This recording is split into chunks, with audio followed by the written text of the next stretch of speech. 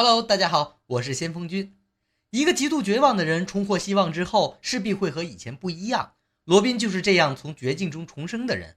正因为过早遭受世间寒凉，经历了人情冷暖，所以罗宾可以说是路飞一伙中最成熟稳重的一员。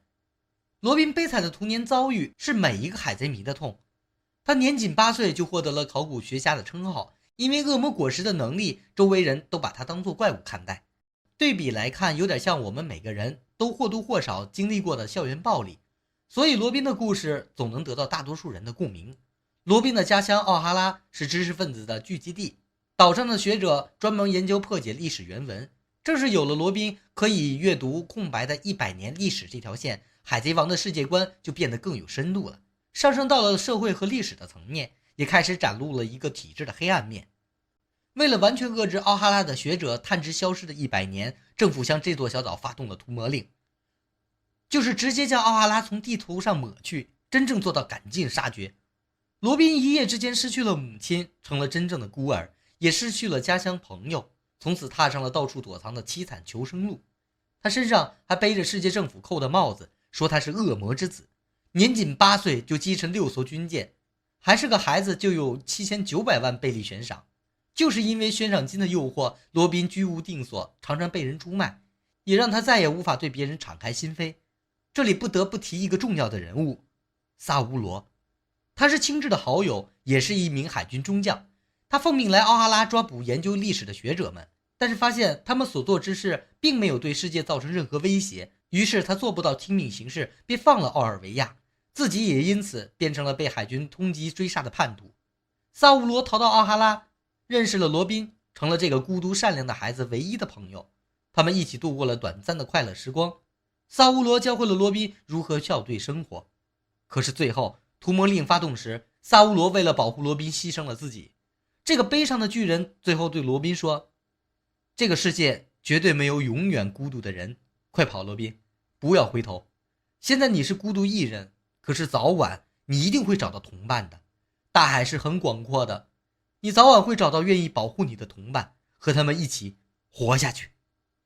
看到萨乌罗的举动，青雉此时绝对服从海军正义的心其实多少有点动摇，于是他让罗宾逃走，甚至帮他逃脱屠魔令，想看看他这个恶魔之子到底会结下怎样的果。后来罗宾20年的逃亡历程，青雉也始终监视着。就这样居无定所，被人屡次出卖的罗宾在心里筑起一道冰冷的墙，直到给他带来光的那群人出现，直到他一时的无奈之举上了路飞的船，他才找到萨乌罗说的愿意保护他的同伴。海贼的故事从罗宾上船开始，被推向了一个史无前例的高潮，也是迄今为止尾田多线并行下最成功的段落。在阿拉巴斯坦的时候，罗宾想放弃生命，他拒绝路飞的施救，让他把自己扔下，但是路飞却傲娇地说，我干嘛要听你的。这很路飞，成功给自己捞了个伙伴回来。最初罗宾上船的时候，路飞就认为罗宾不是坏人。我一直觉得路飞在招募伙伴这件事上有神奇的雷达，被他认定的人从来没有让我们失望过，这大概就是路飞人格魅力。因为他的纯粹也在影响一路遇见的所有人，罗宾就这样有了一个可以短暂喘口气的容身之所。此时的他原本觉得已经没有任何希望活下去的意义，但是既然路飞要救他一命，那就再试着活下去看看。所以跟着路飞一伙的时候，他看上去整个人都柔软了很多。但是罗宾毕竟20年来见到了太多黑暗和冷漠，只要察觉到一点变故，他依然会抛弃和背叛。因为他不管藏到天涯海角，世界政府从来没有轻易放过他。该来的一定会来。罗宾其实一直做好了准备，只是他没想到这世界上还会有希望，会有人让他真心对待，让他不舍。CP9 正是利用了他那一点刚萌发的真心，用草帽海贼团全员来威胁他，还搬出了恶魔一样的屠魔令。所以罗宾使出了自己最擅长的防身术——背叛。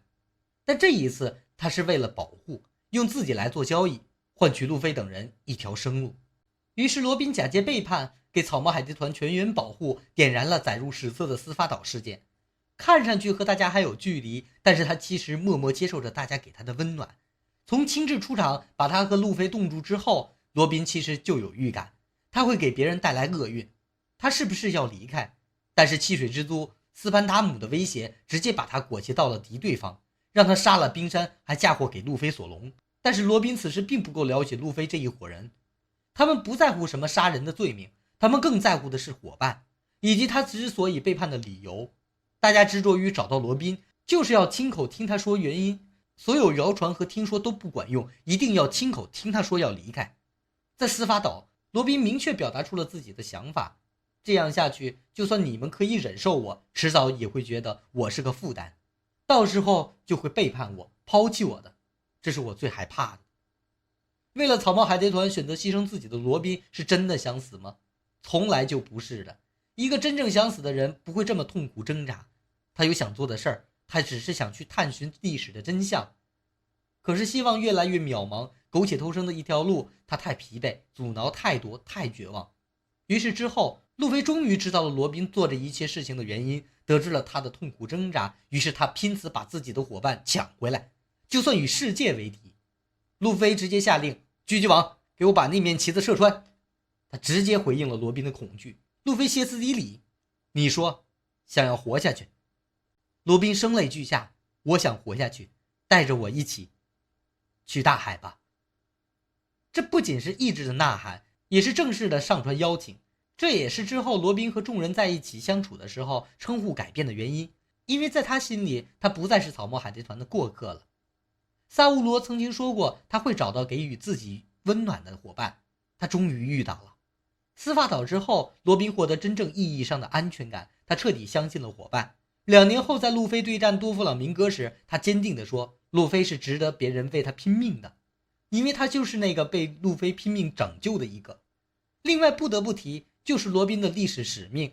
其实直到他的出现，我们才逐渐摸索到了海贼王那条隐秘又伟大的主线。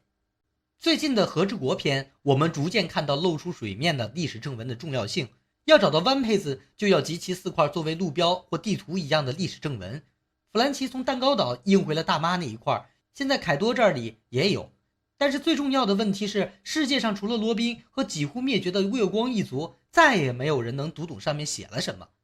罗宾也许是路飞最终可以到达拉夫斯坦的王牌，到时候四皇七武海以及世界上所有想得到 One Piece 的人，可能都会对罗宾的安全造成威胁。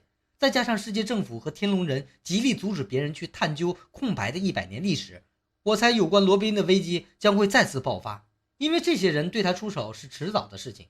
虽然在佐乌岛上，罗宾知道了自己的历史使命关系重大，也带了很多威胁，但他依旧安心地说自己有很强的伙伴来保护。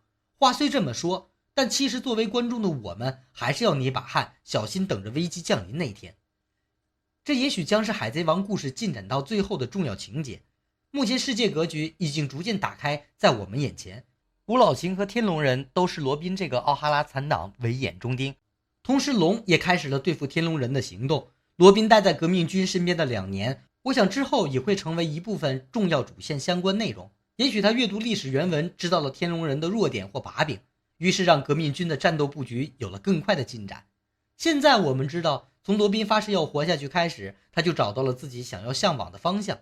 即使在梦想前横着太多的敌人，但他的身后有伙伴，最后势必会揭露世界政府那空白的100年历史的真相。因为他不再是孤单一人，已经没有什么好怕的了。关于罗宾身上的坑，是目前尾田笔墨着重描绘的地方。把有关罗宾和世界政府以及天龙人这条线解决清楚，海贼王应该也会迎来终章。我是先锋君，咱们下期见。